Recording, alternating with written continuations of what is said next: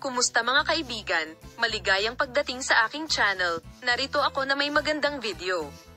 Ang dalubhasang aktres na si Tagba Buyak Ustan ay may kwento na kinasasangkutan ng kanyang mga tagahanga at mga mahal sa buhay at nagpunta siya sa isang emosyonal na paglalakbay.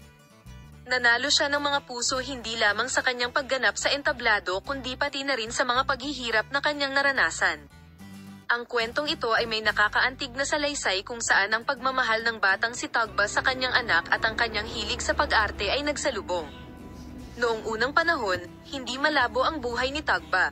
Ang batang aktres na si Tagba, na natuklasan ng kanyang hilig sa pag-arte sa murang edad at nagpakita ng mahusay na talento sa larangang ito, ay umasa sa hinaharap na may pag-asa sa suporta ng kanyang pamilya, ngunit isang araw ang kanyang marupok na mga pangarap ay nawasak sa desisyon ng kanyang ama. Habang ang batang si Tagba ay namumuko pa lamang na parang isang pinoong bulaklak, ipinakita niya ang kanyang sarili sa kanyang ama na may malaking sorpresa at sinabing, "Tay, gusto kong maging isang artista." Ngunit hindi dumating ang mapagmahal na tugon na inaasahan namin. Nang malaman ng kanyang ama ang tungkol sa desisyong ito, nagalit siya ng husto at pinalayas siya ng bahay.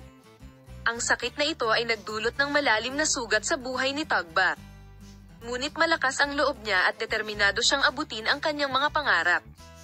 Nasasaktan siya sa pagtanggi ng kanyang ama, si Tagba Buyak Ustan, na nagpa siya na malampasan ang lahat ng uri ng mga hadlang sa kanyang malakas na kalooban at determinasyon, ay binuo ang kanyang talento sa pamamagitan ng pagtatrabaho ng maraming taon at sa huli ay nagawang makaakit ng pansin sa industriya.